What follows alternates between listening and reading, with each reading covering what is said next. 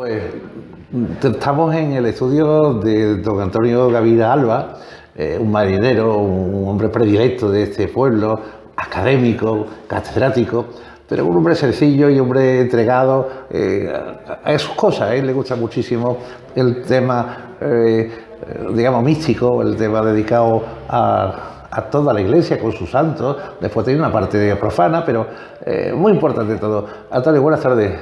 Buenas tardes. 13 años cuando empiezas y no puedes ni siquiera matricularte para estudiar, ¿no?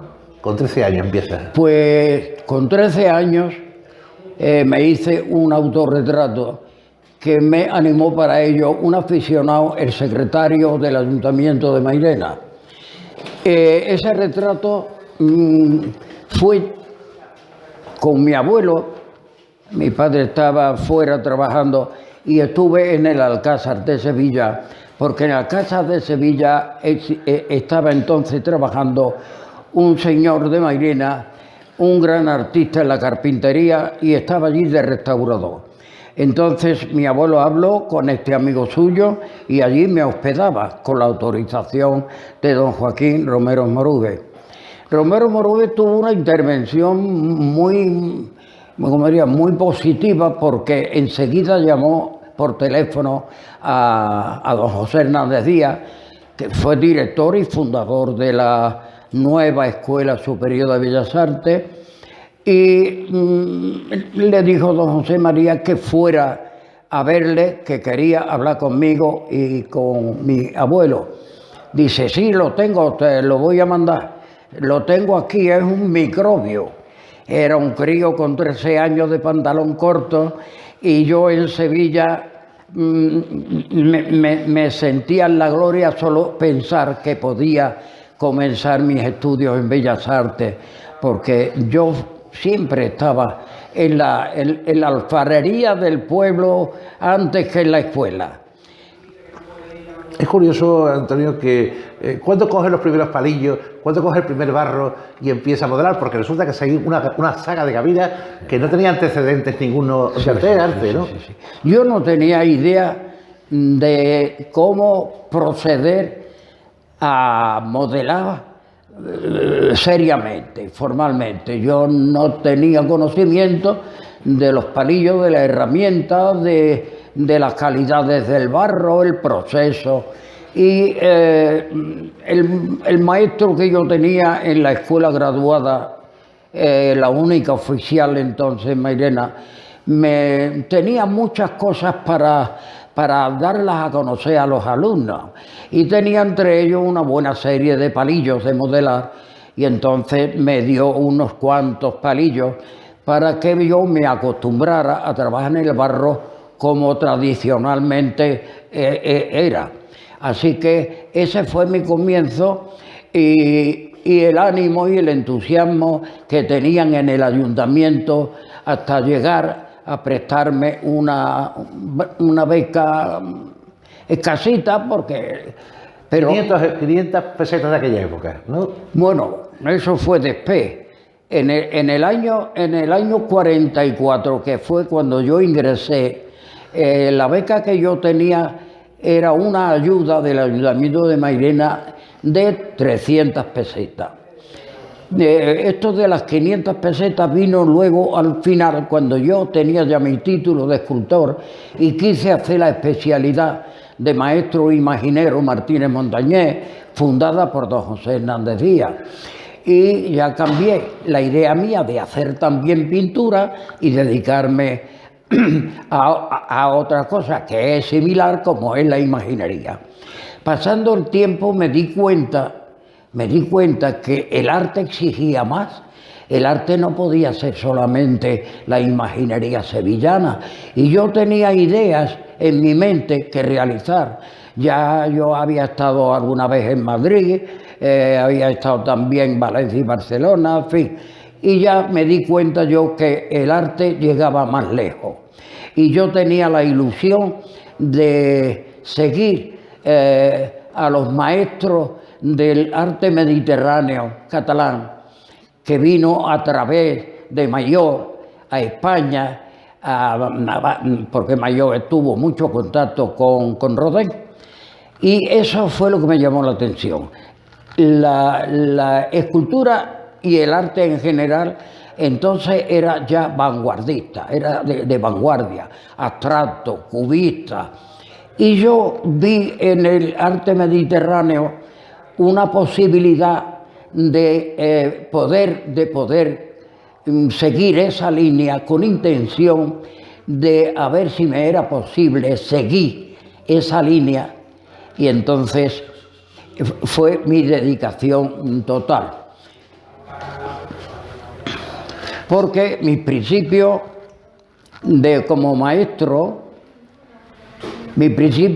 maestro fue don Juan Luis Vasallo Parodi.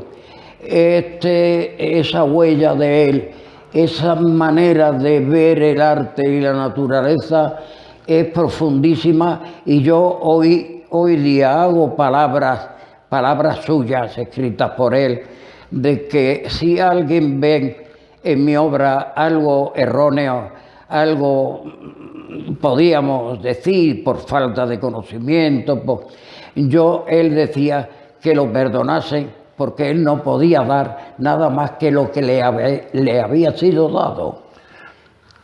Maestro don Antonio Gavira, ¿cuál es la primera escultura que hace? La primera escultura que hago es un retrato que yo tenía 13 años, tengo fotografías por ahí.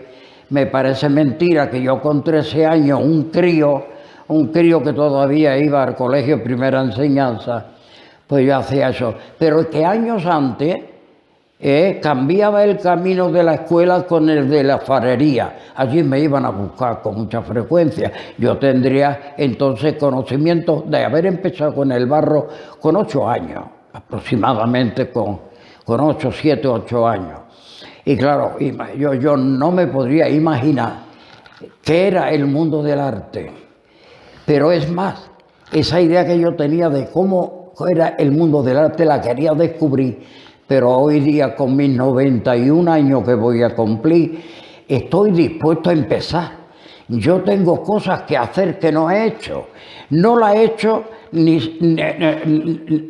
con el estilo o la línea artística que yo he tenido en mi producción, sino que tengo deseos de cambio. Yo creo que es que el arte es una cosa muy lenta y que no se acaba jamás. No se acaba jamás. Yo lo decía algunas veces a los alumnos. Mira, una escultura, una obra de arte no se acaba nunca. Y no se va a llevar uno toda la vida trabajando en esa obra según vas evolucionando. Mejor es dejarla y empezar otra nueva. Y ahí ir aportando las experiencias de lo anterior. Es la manera de progresar. Don Antonio, hay algunas veces que tanto los pintores como los escultores dicen, esto tengo que pararlo porque todavía no quiero terminarlo, no tengo el concepto claro de finalizar, tiene que dormir hasta que un día te despiertas después de 8 años y dices, ahora lo veo y ahora lo hago, ¿no? Sí, eso es muy verdad. Eso es muy verdad. Yo con muchas, cuando han sido trabajos personales, particulares, no de encargos, cuando hay encargos hay que someterse a ciertas circunstancias, pero las cosas mías personales tenía la oportunidad de dejarlo 1 año, 2 años o meses, dejarlo, porque cuando lo volvía a ver es cuando veía yo claro que no iba bien encaminado. O sea, esto tiene que surgir lentamente. Yo no soy partidario en el arte de la revolución artística, sino de la evolución. Evolutivamente se llega más tarde, pero se hace más perfecto. Hay posibilidades de acertar más en lo que produces que con las precipitaciones. Yo, una vez un compañero mío, Ben Yesé, un buen artista, Pintor de las palomas.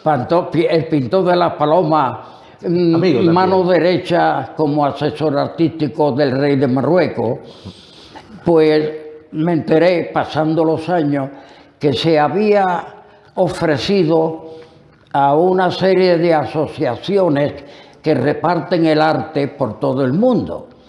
Y me enteré que estaba forrado, que se había forrado. Y me lo veo un día por la calle Mateo Gago, oh, ven, Yesé. Ah, tú eres Gavira. Sí, digo, me he enterado de una cosa que me alegro. Hombre, dice, que te estás forrando. Hasta los billetes lo dice ya él. Sí, que te estás forrando. Digo, pero estás corriendo un riesgo. Te estás prostituyendo tu arte por hacer cosas que había que hacerlas en un mes y tú las tenías que hacer en 2 semanas porque te demandaban obras para exposiciones, y esas precipitaciones son el enemigo número 1 para el arte. El arte, unas obras se consiguen en 1 semana y a lo mejor obras parecidas necesitas 3 meses. Según cada cual, cada artista se exija a sí mismo. Antonio, voy a preguntarle una cosa. Cuando usted presenta para entrar en la Real Academia de las Bellas Artes de Santa Teresa de Sucría este monumento que tiene usted aquí, que son los Almirantes, ¿en qué consistió la presentación de la tesis doctoral para la Academia? Pues la tesis doctoral, bueno, aquí ocurrió un hecho real, pero que tuvo que ocurrir porque yo para el arte se me da más que para la escritura. Y yo me exijo tanto que yo no veía el momento de presentar mi discurso. Pero ya me llamaron la atención, José Hernández Díaz dice, Gavira, esto hay que hacerlo. Sí, porque eran 4 años, según el reglamento de la Academia, y yo llevaba 11 años como electo. Así que... ¿En qué consistió ese acto? Consistió en hacer yo un discurso sobre el proceso de mi obra, estilo, estética, influencias, explicando bien en qué había puesto mi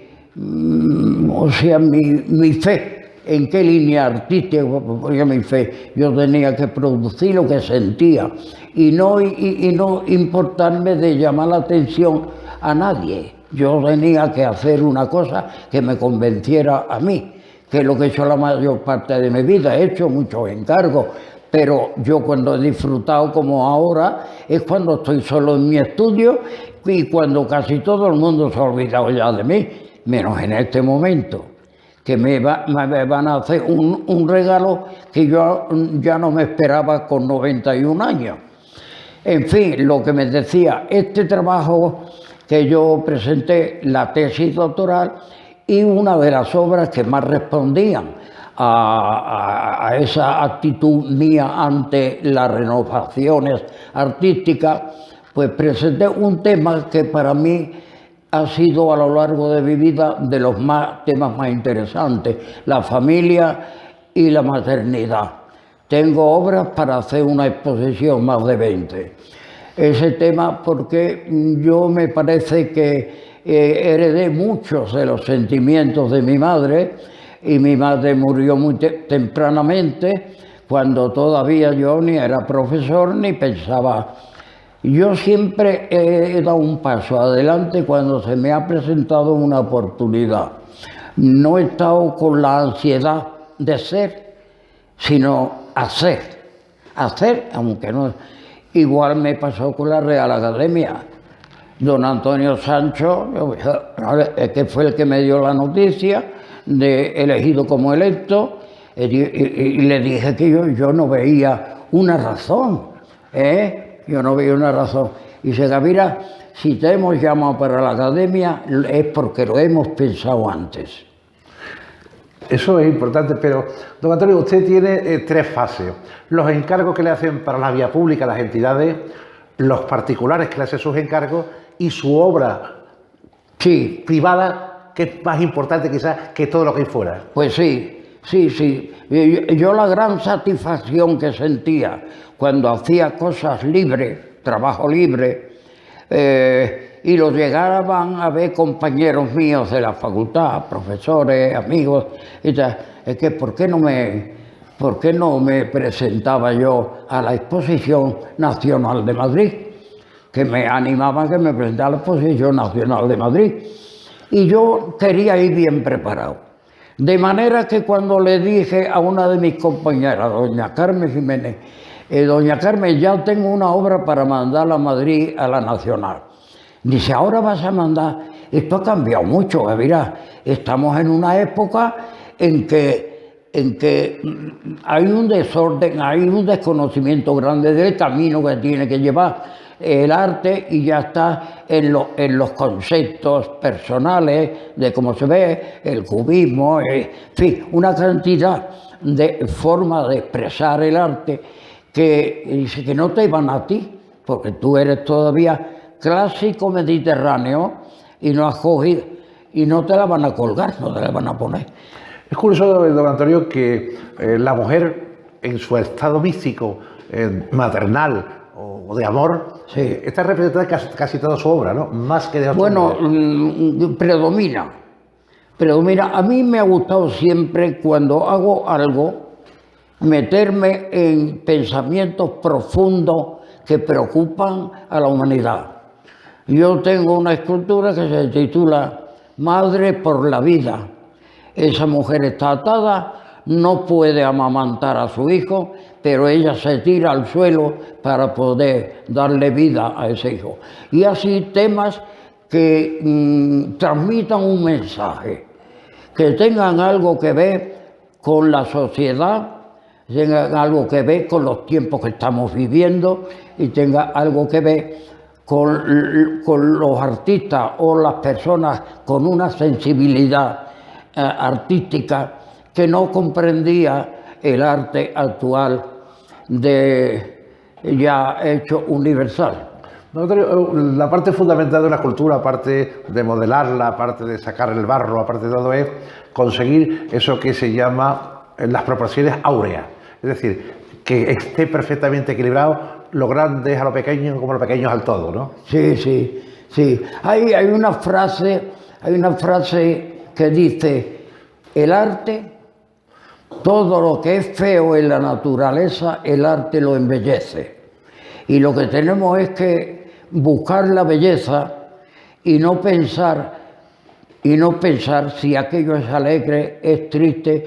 Principalmente yo creo que debemos reflejar a la sociedad de cada uno que le coge en su tiempo y a colaborar de alguna manera a que esa sociedad se dé cuenta de las necesidades que tiene el ser humano. Entonces hay que hacer algo que colabore con el pensamiento humano y que colabore con la sociedad, unos a través de la literatura, otros a través del teatro. Todas las artes deben ir como colaboradores de un progreso de la humanidad en comportamiento social, y eso repercute a los artistas. Somos los que vamos absorbiendo, como los novelistas o los escritores o los literatos, en la forma de expresarnos los artistas, es el volumen y el color. Y eso es lo que me ha ocupado a mí siempre. Posiblemente yo he debido tener más talento, pero tengo el que Dios me ha dado. Don Antonio, ¿el escultor o el imaginero ha soñado ya con lo que va a hacer y después le quita el barro que le sobra? No, no. Que si el imaginero ha soñado ya con la imagen y después empieza a quitar el barro que le sobra. Así debería ser, así debería ser. El imaginero no puede sentir sentimientos sin conocer la religión cristiana. En los pasajes de Cristo no puede sentir sentimientos y eso no se lo puede inculcar. Lo que sí se hace hoy es plagiar, porque a donde llegó el siglo XVI, XVII y XVIII, eso lógicamente ya se aparca, pero el arte puede producir arte con temas religiosos, igual que con cualquier tema profano, puede hacer calidad. Yo sé de personas pues, que ni saben que existen los curas ni la iglesia para nada, y hace verdaderas obras de arte. Yo tengo un Cristo que ha tenido mucho éxito, premiado primer premio en la exposición de la Real Academia en Sevilla, premio del Ayuntamiento, y es una escultura concebida bajo los conceptos que yo empleo para toda mi obra. Lógicamente, esa escultura no la quiere las hermandades ni la iglesia porque no son propias de culto. Hoy, como Sevilla, Andalucía, y Sevilla es tan tradicionalista, no ve el arte nada más que en la imaginería. El barroco prácticamente. El barroco. Si sales de barroco ya no lo quiere, ¿no? Exactamente. Sin embargo, han surgido en Sevilla ya muy tarde buenos escultores que emprendieron el camino del arte clásico mediterráneo, el arte clásico, como fue Illanes, Castillo Lastruzzi, pero vino después de la destrucción del arte religioso, pues hubo mucha demanda y todos esos escultores que podían haberse desarrollado sobre esa tendencia ya europea, volvieron atrás a producir imaginería, que es lo que le pedía el pueblo, y sobre todo en Sevilla, que siguen encargando obras de arte a Sevilla para los temas religiosos. Curso, don Antonio, que pasamos de la escuela de Pedro Roldán, podemos pasar directamente a la de Ruiz Gijón, sí. Marcos Cabrera, Castillo Lastruzzi, Martínez Montañés, bueno, y tantos otros que antiguamente parece ser que estos eran talleres donde se esculpían las caras, los brazos por otro lado, y después se componían cuando venían a hacer la petición. Exactamente. Eran los talleres de los maestros. Probablemente, si no hubiera existido ese medio para los aspirantes al arte, pues el desarrollo de la obra que hubieran hecho hubiera sido muy arcaica, en fin, pero gracias que el arte llegó a esos niveles y se hicieron joyas magníficas, que eso será siempre valorado a través de los siglos. Eso no se perderá nunca. Los imagineros de hoy,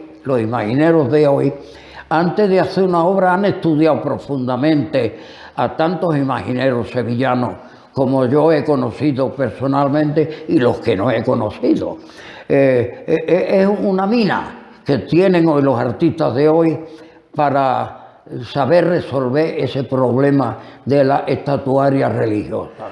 Yo recuerdo a Sebastián Santos en la calle Santiago de Sevilla, que tiene su casa, entrando allí en ese arco de forja, a la izquierda un comedor grande que tenía su estudio, dando un patio, y recuerdo siempre trabajar el barro con una dulzura, y después cuando ya se cansaba, porque además cantaba muy bien flamenco y cantaba muy bien, era un gran cantador, y entonces cantaba mientras estaba trabajando, ¿no? Pero después se pulverizaba la obra, se ponía el paño encima y lo dejaba ya después respirar, se iba a misa, y después ya venía con otras ganas, ¿no? Exacto. La imaginería llegó a tal punto en Sevilla que ya quisieron hacerla real. De ahí vienen las lágrimas postizas, las pestañas postizas, los pelos postizos también, las telas para que se movieran, y siempre el afán de llegar a la realidad plena. Esa fue la escuela sevillana que después se extendió por toda España y siguen demandando en muchos lugares de España la imaginería sevillana. Hoy día hay muchos imagineros, ya vendrá el tiempo con su tamiz y dejará los que verdaderamente valen, porque el arte exige mucho sacrificio. Pero por eso, sí, don Antonio, iba a preguntarle que hubo un momento de inflexión en Sevilla, aparece Ojeda, aparece en un momento determinado Castillo Lastruzzi recomponiendo los misterios como debían estar en los pasos, sí. y después termina la parte musical, que es el esorno final, ¿no? Exacto. Es el espíritu andaluz, como ocurría también en la escuela granadina, muy diferente a la sevillana, la escuela de Susillo. Entonces, en Sevilla concretamente, el arte era todo en torno a la vida de Cristo, en torno a eso. Y llegaron a estar extremos los artistas que de verdad no se les podía pedir más a esa serie de artistas del siglo XVII. Ya los que me oigan saben muy bien a quién me refiero. Y esa es la fuente donde siguen bebiendo los artistas de hoy, los imagineros de hoy. Y los imagineros de hoy no solamente hacen un arte propio, personal, actual, porque eso sale de dentro, pero no pueden avanzar si dejan de conocer lo que ya el máximo han hecho los imagineros. O sea, este mundo es muy especial, que yo creo que fuera de España no sé cómo se entenderá Sevilla, pero Sevilla siempre se dice, como yo estoy en Barcelona, que es muy barroca, y es muy barroca y seguirá siendo barroca porque ese es el espíritu. ¿Y por qué se corta el realismo andaluz a partir de la frontera de Peñaperro para arriba y empezamos con las culturas de Berruguete, ¿no? Que no tiene que ver sí, con el resto, ¿no? Sí, de Berruguete. Berruguete, claro, produjo mucho impacto en su época, como también produjo mucho impacto el Greco, la pintura greca, el Berruguete, y porque la obra tenía que cambiar porque lógicamente surgen nuevos artistas con diferente espíritu, porque aunque las imágenes están ahí hechas y hizo su papel en su época, todas las personas que han venido después tienen otra mentalidad, porque la sociedad, el mundo, la forma de pensar cambia, y todo eso influye en los artistas. Parece que con las artes revolucionarias que hemos tenido en el siglo XX, pues yo creo que hemos llegado ya al extremo. Yo no sé qué arte se puede hacer todavía. Saldrá un genio que la mayor parte después de los aficionados al arte no entienden. Sí, don Antonio, se nos ha ido hace 8 o 10 días un maestro de la imaginería, Luis Álvarez Duarte. Hombre. Empezó también como usted. Este hombre esculpió una cara preciosa de una Virgen de Guadalupe, concretamente. Sí, estoy de acuerdo. Que después se quedó en su casa y que después fue recomprada por un dineral para la Hermandad de las Aguas del 2 de mayo, que después fueron a la Arenal, ¿no? Sí. La historia no la sé, pero no me extraña muchas cosas de los imagineros. El imaginero tiene que tener alguna genialidad suya personal sobre lo que ya se ha hecho. Y hoy, la verdad, hay demasiados imagineros porque hay mucha demanda en España de la imaginería sevillana.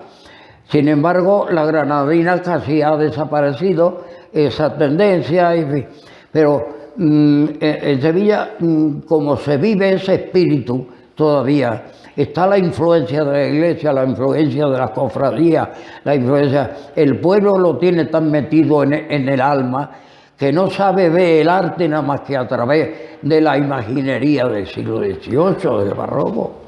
Por eso digo yo, una vez, no sé si decirlo, pero yo puse una exposición en el Ateneo, vendí muy poco.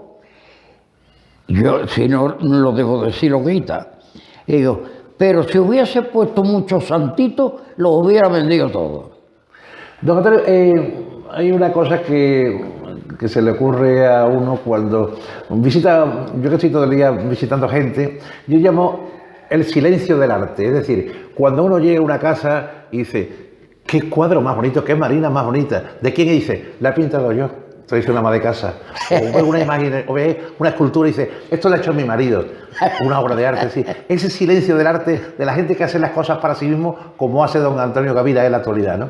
Sí, la verdad, yo me gusta que tenga una obra más que el que me la... Vamos, a veces más que el que me la encarga que el que la coge gratuitamente con cariño.